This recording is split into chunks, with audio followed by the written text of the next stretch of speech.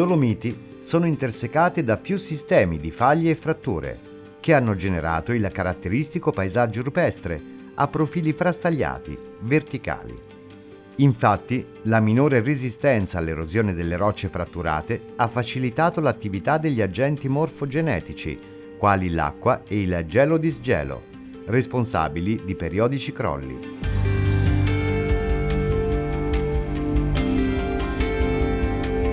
La Val Belluna, che si estende da Ponte nelle Alpi fino oltre Feltre, è una valle con forma sinclinale, nel senso che una piega al cui nucleo ci sono terreni più giovani, formati da rocce piuttosto fragili, rodibili, fliscioidi, arenacee e marnose, e i cui versanti, il versante nord per esempio è un versante molto ripido con strati rocciosi anche verticali, lungo cui passa anche una grande faglia.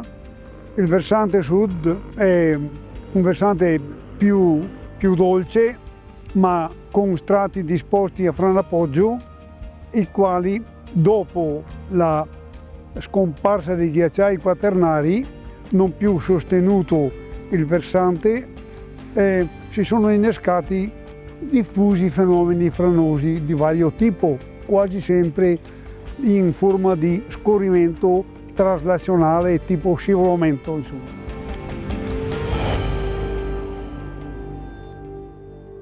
Durante l'alluvione del 1882, nel territorio montano della provincia di Belluno si verificarono innumerevoli frane, fra cui quella del Col Cavalier, in sinistra del fiume Piave, di fronte alla città di Belluno. Questa frana è una frana storica, tra l'altro dipinta dal famoso pittore locale Osvaldo Monti. Questa frana era già uno spostamento antico e in quell'occasione si mosse una grande massa di materiale roccioso su strati, diciamo, fliscioidi disposti a franapoggio e arrivò nel Piave, ma la causa fu l'erosione al piede da parte del Piave, proprio dove il Ponte della Vittoria è poco a valle. La frana mi pare che abbia avuto qualche segno di movimento durante il 1966, però nella parte inferiore sono stati costruiti edifici che sono abitati, quindi credo che al momento non ci siano problemi, ecco. La frana è una massa rocciosa, fa parte del Col Cavalier, che si è staccato in epoca diciamo preglaciale dalla scarpata rocciosa di Cavessago che sta dalle parti di Castion. Si è mossa, c'è anche una grande faglia che ha abbassato il colle. La frana del 1882 è una porzione superficiale di questa enorme massa, una parte superficiale che interessava solo qualche decina di metri di spessore del materiale.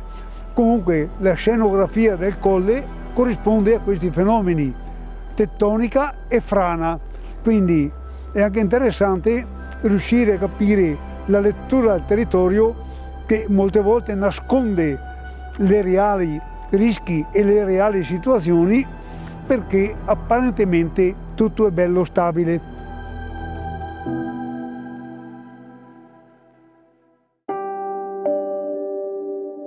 Nel territorio comunale di Sospirolo, fra i 17.000 e i 15.000 anni fa, nella fase di avanzato ritiro del ghiacciaio del Cordevole, le rocce del Monte Peron, non più sostenute dalla pressione del ghiaccio, iniziarono a franare e a deporsi sulla lingua residua, sempre in movimento. La superficie della frana di Vedana è di circa 5,5 km² e in certi settori lo spessore è di decine di metri. L'attività estrattiva, esercitata per oltre 60 anni, ha comportato una profonda modifica morfologica dei luoghi. 15-17 mila anni fa si sono verificate delle frane dal Monte Peron, però qui c'era ancora il ghiacciaio che si spingeva fino giù alle Roe. L'area di frana però non è solo quella della frana postglaciale, ma poi nel tempo si sono verificate ulteriori frane sovrapposte. L'ultima frana è quella di Calcare, quella che si è staccata proprio dal Monte Peron e che si è sovrapposta a tutto. Studiando i posti tu vedi c'è una certa stratigrafia. La superficie è di 5 km quadrati, la lunghezza abbiamo detto circa di 5 km e questi movimenti franosi hanno creato i movimenti glaciali delle fronti delle colline che hanno dato origine anche al lago di Verdana. Il lago di Verdana è il resto di un antico corso del Cordevole che è stato sbarrato praticamente in relitto, forse era molto più grande una volta. L'area si chiama Turbe, turba vuol dire ristagno idrico, materiali di originaria presenza d'acqua, insomma ecco. Qui quindi il Cordevole da queste frane è stato deviato e fa questo arco che passa qua sotto il Ponte Mas.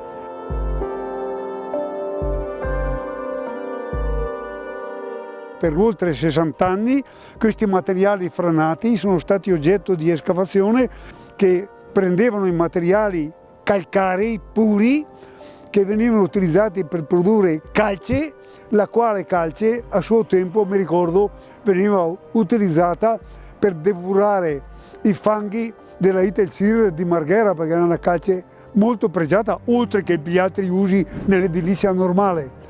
E quindi noi vediamo che molte colline e l'area è stata molto modificata dall'attività estrattiva.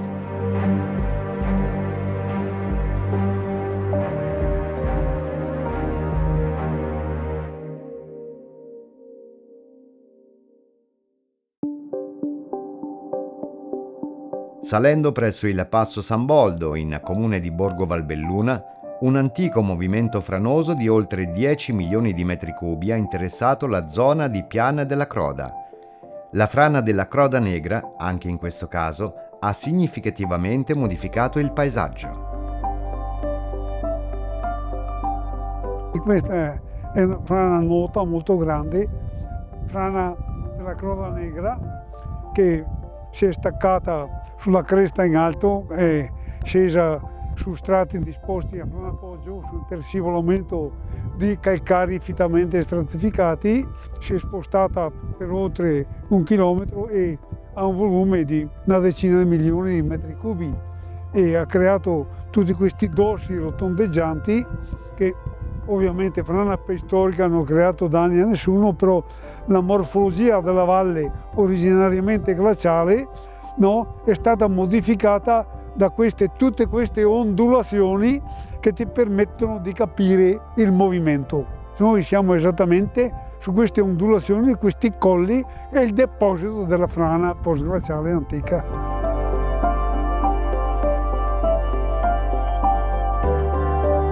Dalle forme del terreno che si possono ricostruire sembra che la frana sia avvenuta in un unico evento senza avere più delle riattivazioni successive. Ma chi passa lungo la strada penso che non si renda conto che qui ci sia una frana, nel senso che chi passa ad Alleghe vede subito la cicatrice della frana di Alleghe, perché quella è recente e nuda e ha creato un paesaggio.